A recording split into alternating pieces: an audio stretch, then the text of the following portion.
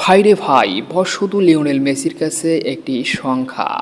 আজও গোল অ্যাসিস্টের জাদুতে অবিশ্বাস্য জয় পেয়েছে inter Miami.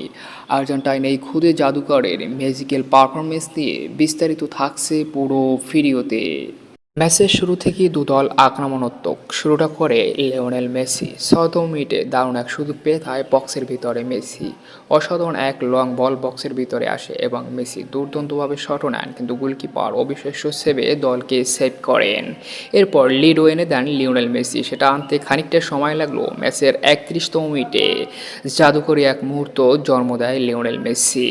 Argentine superstar Lionel Messi D বক্সের ভিতরে ঢুকে পড়েন এবং সেখানে অবিশ্বাস্য ফিনিশে ইন্টার মায়ামিকে লিড এনে দেয়। যে গোলটি ছিল এক কথায় চোখে লাগার মতো।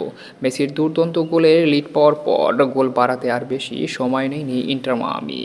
ম্যাচের ৪২তম মিনিটে তাও লিওনেল মেসির জাদু, যেখানে 1-2-1 করে ডি বক্সের ভিতরে ঢুকে ৪-৫ জনের মধ্য থেকে কি অসাধারণ এক পাস দেন স্ট্রাইকার বেটারামের উদ্দেশ্যে। আর বেটারামও ভুল করেননি। দুর্দান্ত ফিনিশে মেসির খাতায় আরও এক অ্যাসিস্ট যোগ করান এবং ইন্টার মায়ামি লিড নেয় ২-০ গোলের ব্যবধানে। অর্ধাংশের আগে ২-০ গোলের লিড নিয়ে ফুরফুরে মেজাজে ইন্টার মায়ামি।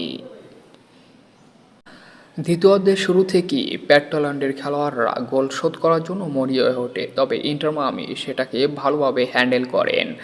ডিফেন্স আক্রমণ দোনটাই দুর্দান্তভাবে চালিয়ে যায় ইন্টার মায়ামি। আরও বেশ কিছু সুযোগ তৈরি করে লিওনেল মেসি আরও ২-১টি গোল পেতে পারত, কিন্তু সেগুলো গোল হতে দেয়নি প্রতিপক্ষ ডিফেন্ডার আর গোলকিপাররা।